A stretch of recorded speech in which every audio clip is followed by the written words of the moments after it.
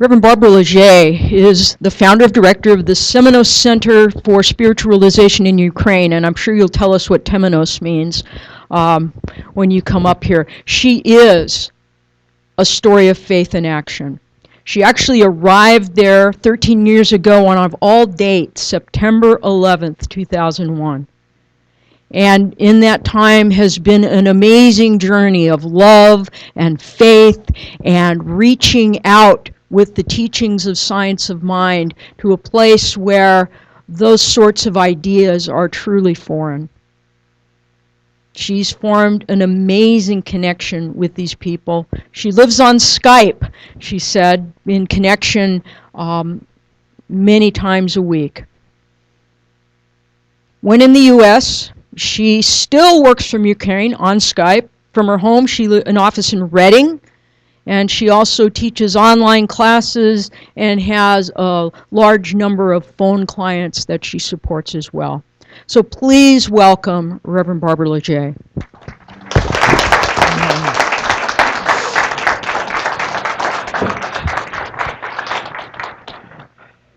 Thank you so much. Just don't want that in between me and you. This is so tall that I'm definitely can't stay over here very much. Well,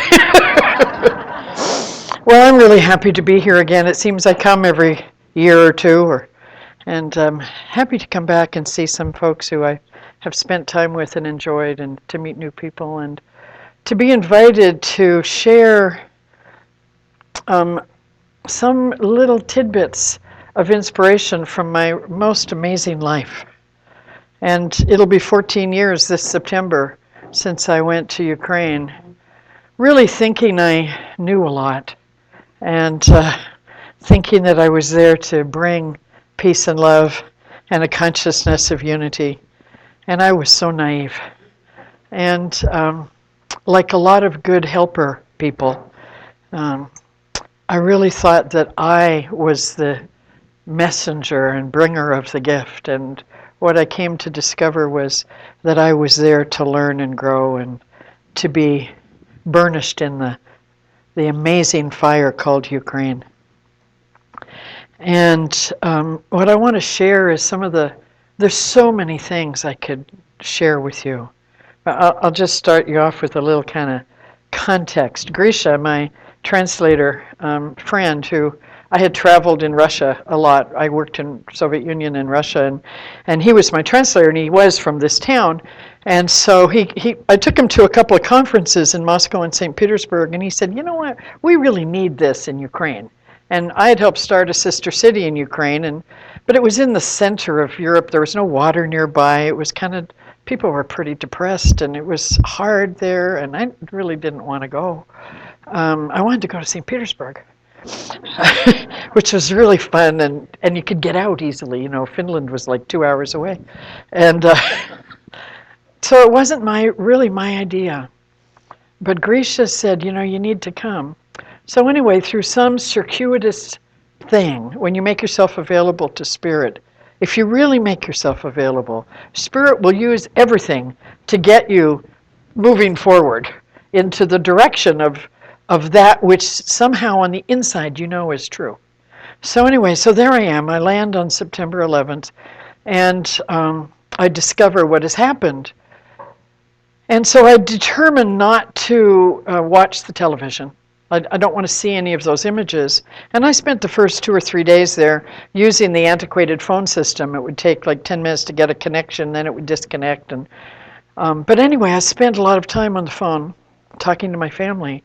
And what I discovered on my very first day in Ukraine, I had 2 healing circles at the Women's Center, an interview with radio, television, and print on my first day of work. And what I discovered was that I believed in peace. I didn't know that until I had to know it. Have you ever been in an experience where you don't know the strength you have, you don't know the faith you have until you really need it? So I learned it that day that I had this thing about peace. I believed in it, and I was committed to it. But I had my little Western ways, where I was used to my comforts. and fridge doors that didn't fall off when you opened them, and things that were clean and not broken, and quiet households. And I end up in Grisha's house, God bless him, and the TV never goes off. There's always people coming by because he's a good friend. But it didn't feel like that to me at the time. It was like, gosh, it's so noisy here, I just can't get any peace. And he'd say, well, but he needs help. We need to all wake up and have tea because he's in a crisis and he needs support. So there we go. We all wake up, get dressed, put on the teapot at midnight to have tea. So there were lots of things that were so foreign to me. What I discovered there was that he was a good friend, and he didn't say, well, it would be nice, I'd love to help you, but honey, look, it's 11 o'clock at night. I'm not going to go get up and go now and get you out of the snowbank. It's not convenient. He would just do whatever was needed. So that was a real interesting model. And so when I was complaining to him about how his household was too noisy, and the cat had kittens, and they were climbing all over the curtains, and the dog had puppies at the same time, and the mother is making hooch in the bathroom, and it has such a strange smell, and everything is so foreign that I thought, well, I'm not going to survive here, really. And I would beg him, I'd say, please, I need a little peace and quiet. It was just like a month ago, I thought so righteously that I discovered that I knew peace. And here a month later, I had none at all. And I was angry and focused on all the things that weren't working. And I was trying to change this family. Have you ever found yourself in that I know what's best mode? Oh my goodness, it's so embarrassing. It's so embarrassing to think now what I did and to think of the grace of these people that allowed me to do what I needed to do to feel safe in their country. That makes me want to weep. But I did things like, whenever they'd leave, I'd put on the rubber gloves and get out the bleach, and I'd scrub the woodwork or scrub the floor. But I discovered it wasn't enough. So I secretly bought some paint. And then when they would leave, I would paint everything. And I didn't see anything wrong with this. I was so desperate to have something around me that I could feel safe and peaceful in. Finally, he said to me, well, how nice it is that you came here to teach us about peace and love. It would really be nice if you had some. So that was my first month. Since then, however, we have made huge discoveries. When we're available to life, when we, I think it was Emerson who said, we got to get our bloated nothingness out of the way. When we are willing to get our indulgence out of the way, our comfort, our attachments, our habits, to just be available to this flow of life. I mean, we learn here, don't we, that life is always flowing. There's this circulation. And everything is provided. And we often think we have to work really hard to get this, but we forget that it's always flowing. And we sing songs about that, and we take classes about it, but oftentimes we don't believe it. We think we do. We think we know it. Do you know that place where you read a book and you go, yep, check, I believe that. Yes, yes. Oh, you underline it? Yes, me too. And then you go back and you're judgmental or critical or whatever. So, I have been all those things. I still work with myself on all of those places to not be judgmental, not be attached to my way. Now, as a minister, there's a whole bunch of expectation that we be right and that we know what to do. And then there's all the part that I like about that. Okay, I'm the minister. And I've played the minister card. I have. but doesn't work really well. Only at the moment, it feels good. Short-term gain. So what I really want to share is, I'm telling you who I am, because maybe you can relate. You know, I have these human flaws, but I have this huge inspiration. I have huge inspiration about life. I feel like, here's one. I believe completely, I have complete faith that in my lifetime I will experience peace on earth. Now that's a big conversation.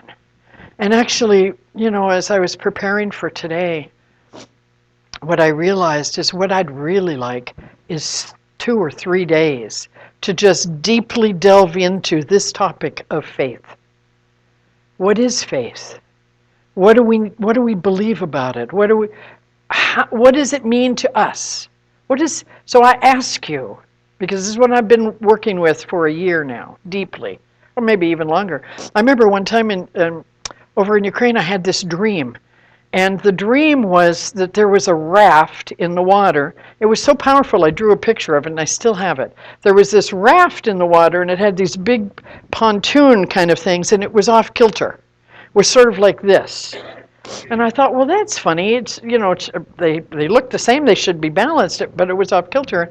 Everything I put on the raft fell off into the water. That was the dream. And so when I woke up in the morning, I thought, well, what does that mean? And what I understood was that I didn't have a balance in my life between faith and practice.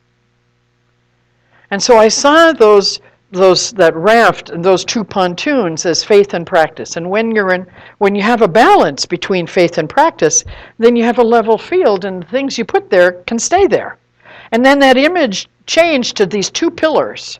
And I believed that to have the experiences that our faith says we need to practice.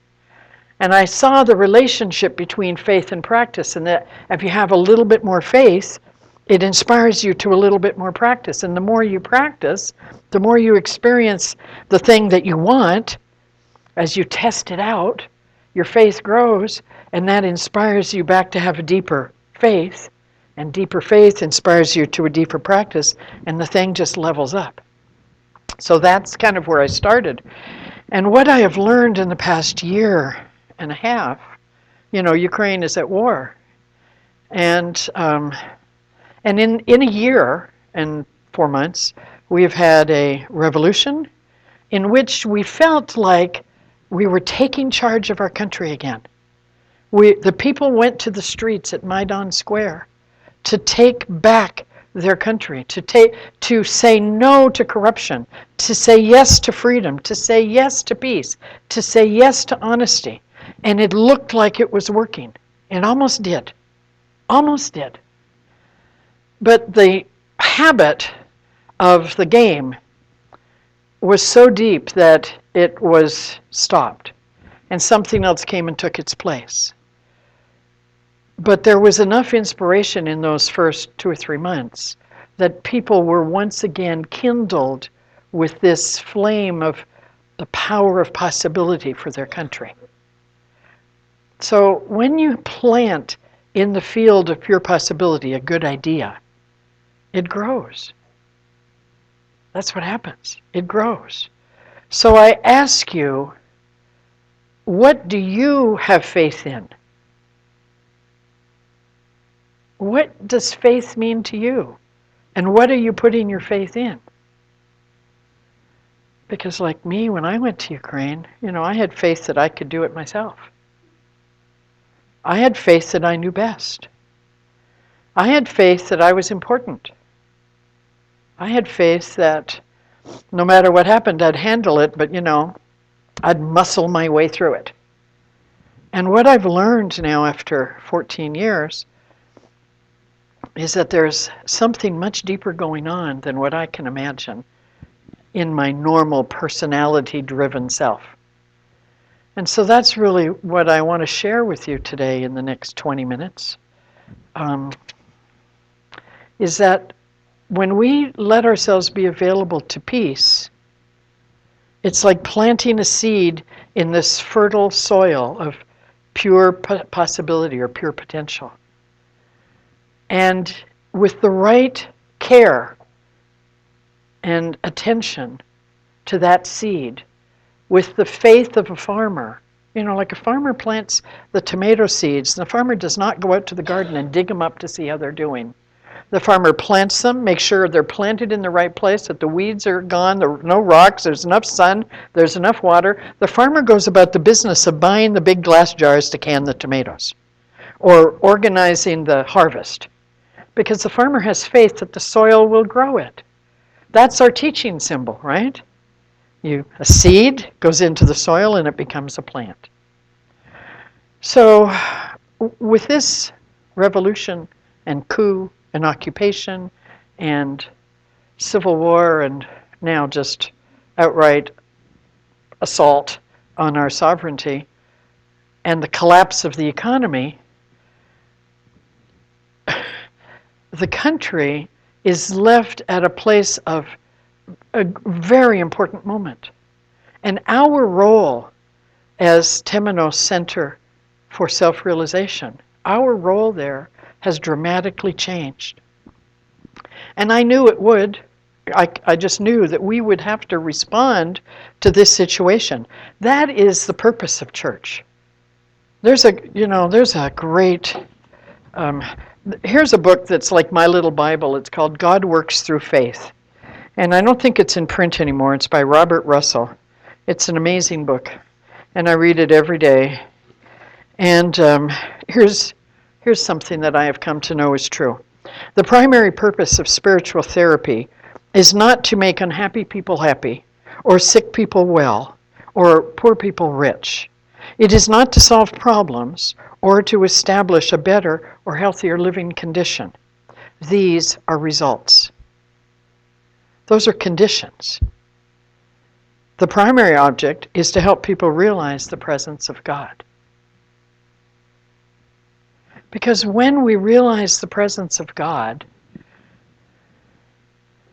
then we can give up trying. We can give up controlling.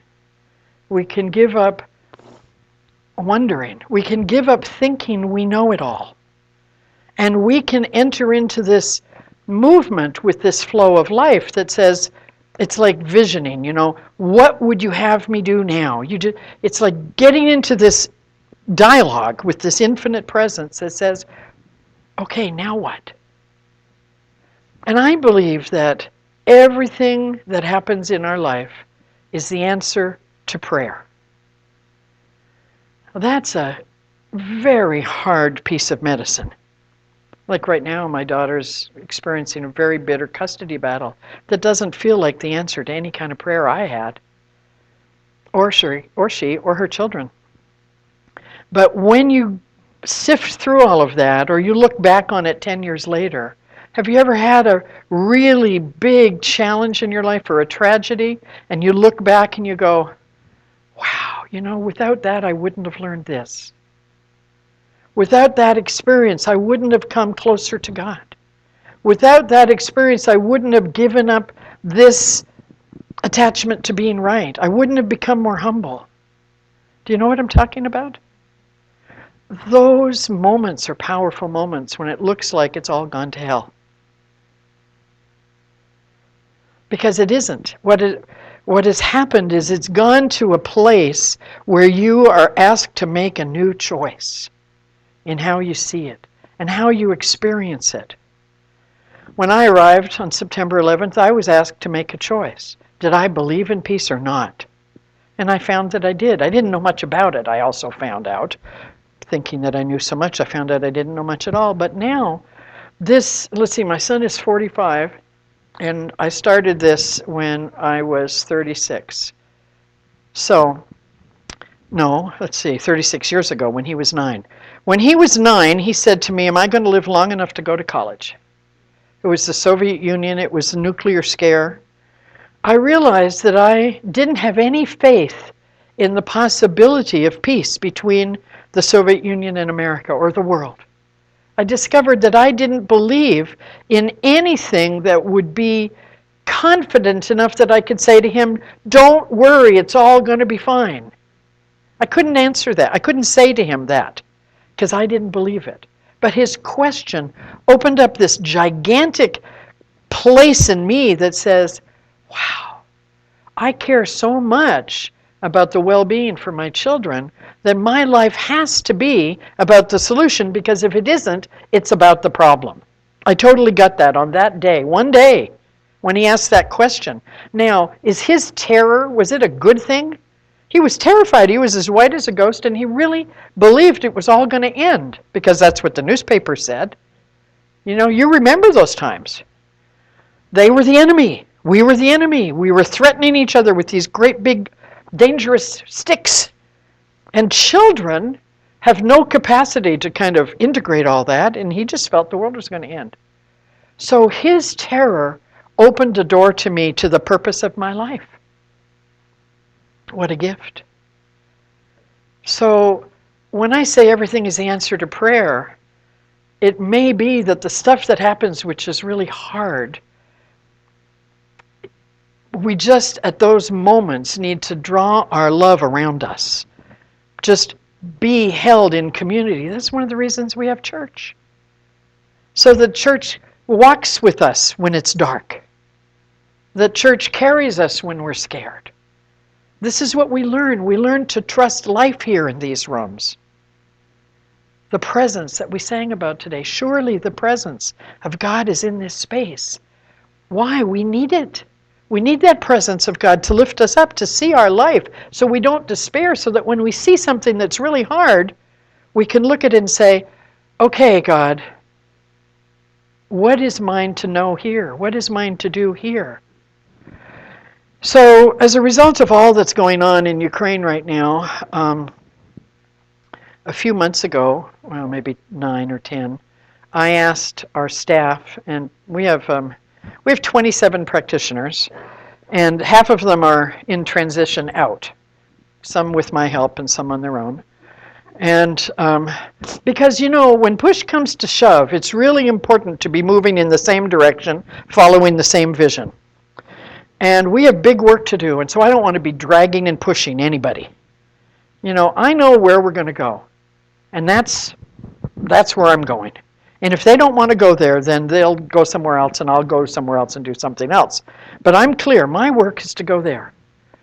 So I asked them, I said, what is ours to do? And Olga, my senior practitioner, she's been a practitioner for 9 years, 8, and first staff person, she said to remove the aggression from our hearts. Wow. I said, what are we to do to be the spiritual guides for this moment in Ukraine?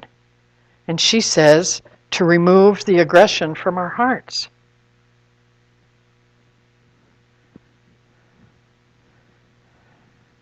Have you ever had aggression in your heart? Yep.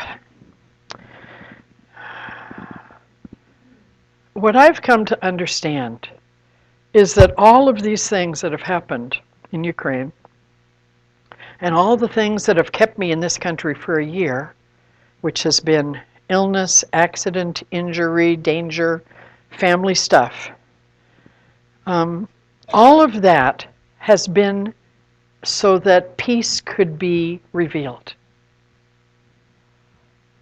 I really understand that today. I feel that today. And so I kept going around the circle, and I said, what else do we need to do? What else do we need to be? Who do we need to be the resource for this city? We have 4 cities that we teach Science of Mind in there. Who do we need to be to serve the people of these cities who are terrified? One of them is, we have 2 cities in Crimea that's now Russia.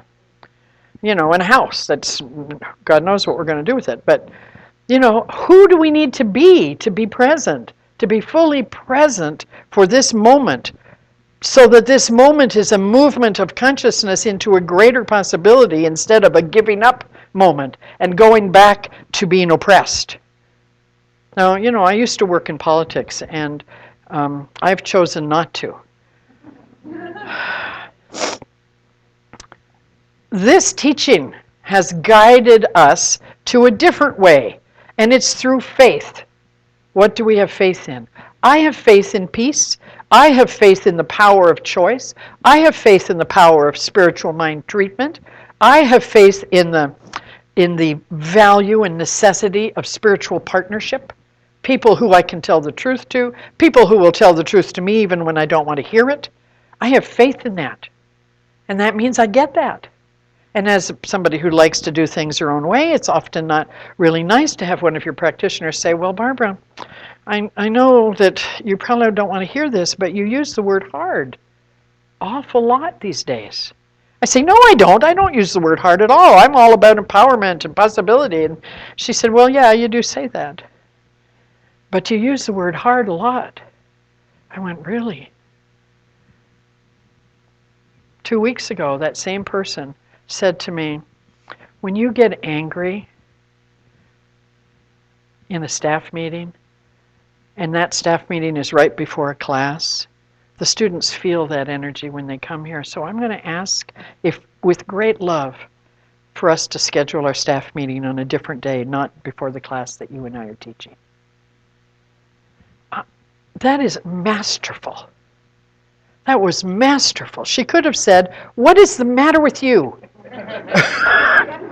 You're blowing it. You're not practicing what you teach. But she didn't. She said, with great love, I want to ask you to change the day of our meeting because it's affecting our students. I was so happy to hear what she said to me. I was so grateful because I've made a choice to be peaceful. So I said to the staff, so what else? So first was remove aggression. The second person said, well, to remove the judgment and the blame from our minds. Oh, there is so much ripe opportunity for judgment in the situation that we're in. Those. What about you? What about in your life? Where is it easy to judge and blame? And not, I could have easily judged Luda for saying that to me. How dare she talk to me that way? After all, I'm the boss and blah, blah, blah, blah. And 2 years ago I would have. Honestly, I would have. I would have been mad. So remove the judgment and blame from our minds. That is a transformational choice. And the next person says, well, if we do that, what we really need to do is just stop the complaints and criticism from our mouth. Really? You mean really give up complaint? Give up being right? Give up being upset? I mean, when I first went to Ukraine, everything was broken. I was complaining about everything, and I've really improved a lot. But I still had those things about this country that was just, it wasn't Western yet, and nobody has calendars, and nobody keeps appointments, and nobody makes plans, and oh my gosh, it's so easy to complain. And when you go to the hairdresser or the barber, a lot of complaining. People share their complaints there, and everybody agrees. We all get all this agreement from life, but that's not what we're meant for. So I made this little card, and out of this experience in Ukraine this year, last year our conference in September, so we were well into this war, our conference was Peace Begins Within. And this year, our conference theme, which I'd love to invite you to, there's flyers on the back table. This year, our conference is Peace Now. Because peace is a choice to put faith into the natural goodness, to have our faith be the faith of God, to see life as God sees it. Everything is always moving. And everything is always being created with the consciousness that we give it. What is your faith? What does faith mean to you? So this little card says, yes, I take the pledge for peace now, to remove barriers to inner peace and to be an expression of peace in the world, removing aggression from my heart, eliminate judgment from my mind, and stop criticism and complaint from my mouth. So I'm going to invite you, if you are ready, doesn't mean you have to be perfect because it's a work in progress. If you would be ready to let yourself be available to the peace that wants to happen through you. I used to think that faith was something I did. I used to think that it was something I practiced in order to experience something else. And what I have come to believe now is that faith is just part of my nature. Let's do a little deductive reasoning. If God is all there is, and the gift is already given, and everything is the answer to prayer, and no one and nothing is against me, and everything and everyone is for my evolution of consciousness, for my being a juicier, more alive, joyful person, living my life fully. If that's true, then at the essence of who I am, faith is just, I just believe that. That's just, it goes, there is no need to want or try to know or understand or choose to have faith in everything. There's just a being in this oneness of God. That's the essence. And if I can get to that oneness in everything I do, if that is my prayer, to remove the separation, if my prayer is, how can I be now? You know, I ask God, and God comes through in these songs, my little song prayers, which I'll end this with in a moment. But I want to say that I learned something last night at about midnight when I was reading this book again. And it says, what is faith? The St. James Version of the Bible says, faith is the substance of things hoped for, the evidence of things not seen. We've all heard that, right?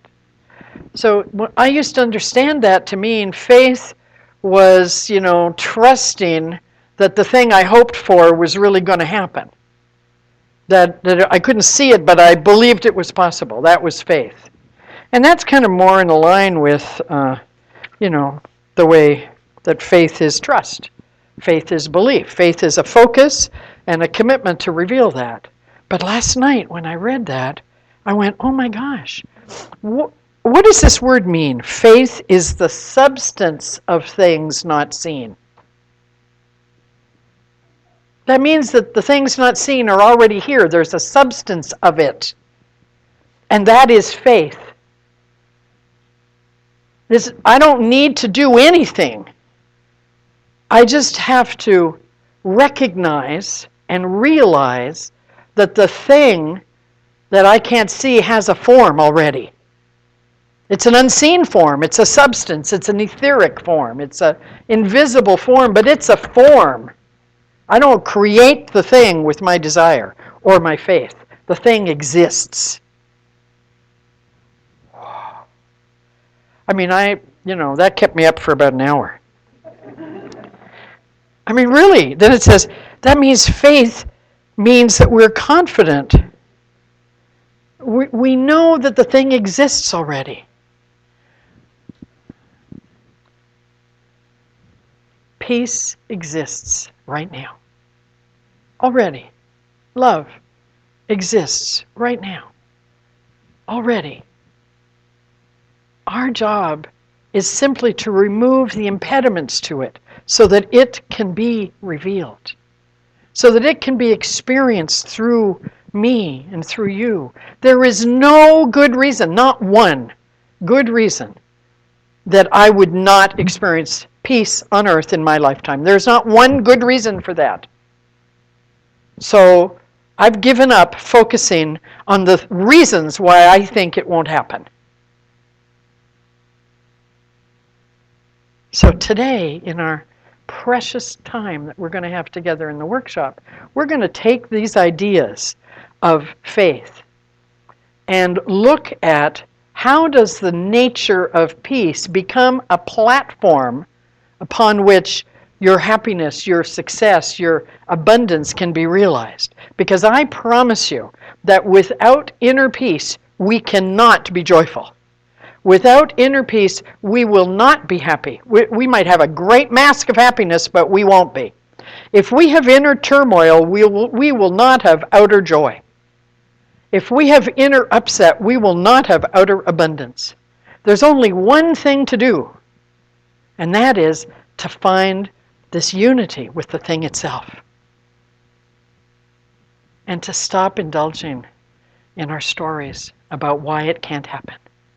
And start talking the language that leads us to the thing that's waiting for us.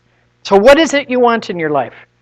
Companionship, financial success? Start using the language of that success. Don't say, I hope it's going to happen, or I'm really committed, I'm doing my work so that I will get to baloney. Stand in the power of faith with a peacefulness in you that says, I don't resist anything that's happening to me because I know that everything that's coming to me is coming to me to lift me up into that which I am meant to be. That's why peace is a foundational state of being that becomes a platform for everything else. So I invite you, when the offering comes around today, I invite you to take this little gift I brought you, which is a little invitation to consider being willing to be willing and to let the main thing be the main thing. Because that's really our work. The main thing, our main work, is to let the main thing be the main thing.